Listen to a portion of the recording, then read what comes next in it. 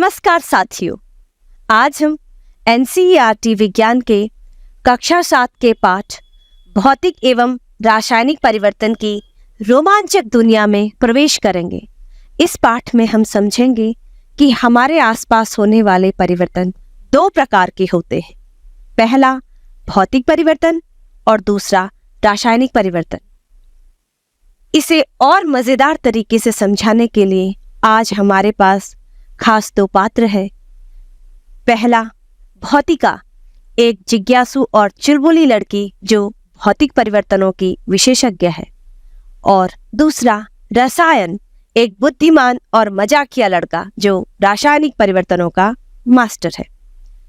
तो चलिए चलते हैं भौतिका और रसायन के पास और देखते हैं कि ये हमें क्या क्या सिखाते हैं। नमस्ते, मैं हूँ भौतिका।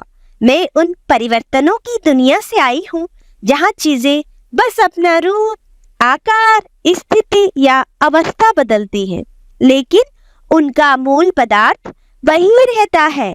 मेरे बदलाव अस्थायी होते हैं और पदार्थ का मूल स्वरूप नहीं बदलता।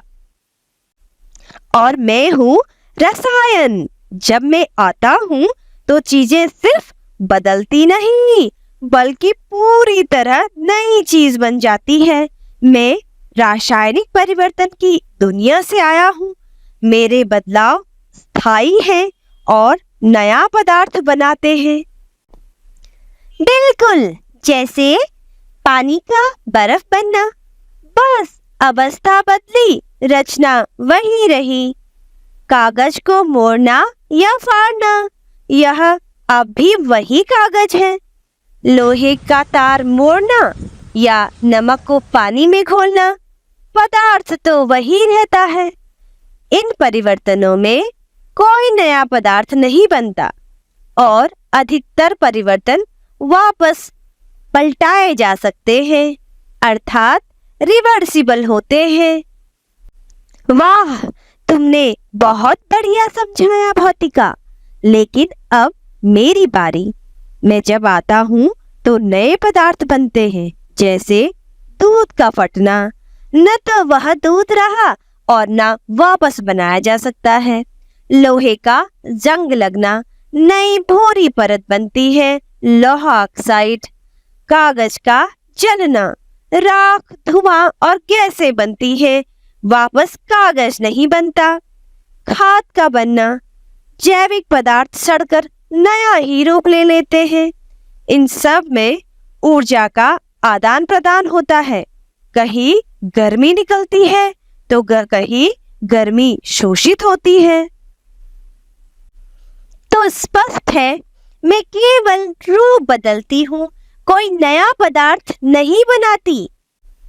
और मैं तो पूरा खेल ही बदल देता हूँ। नए पदार्थ बनते हैं। अक्सर यह स्थायी और अवापसी परिवर्तन होते हैं, अर्थात इरिवर्सिबल परिवर्तन होते हैं। मेरे परिवर्तन अधिकतर पलटाए जा सकते हैं, अर्थात रिवर्सिबल है, जैसे बर्फ को फिर से पानी बनाना और पानी को फिर बर्फ बनाना। पर मेरे परिवर्तन अपरिवर्तनीय होते हैं, जैसे खाने का पकाना या लकड़ी का जलाना। इन्हें वापस पलटाया नहीं जा सकता। मेरे परिवर्तन अक्सर दैनिक जीवन में सुविधा देते हैं, जैसे कागज मोड़कर लिफाफा बनाना या बाल काटना या नमक को पानी में घोलना या फिर मोमबत्ती को पिघलाना आदि। मैं भी बहुत जरूरी हूँ, बड़े काम का हूँ, जैसे खाना पकाना, औषधियाँ बनाना, फोटोसिंथेसिस में पौधों द्वारा ग्लूकोज बनाना, बैटरियों में रासायनिक अभिक्रियाएं आदि।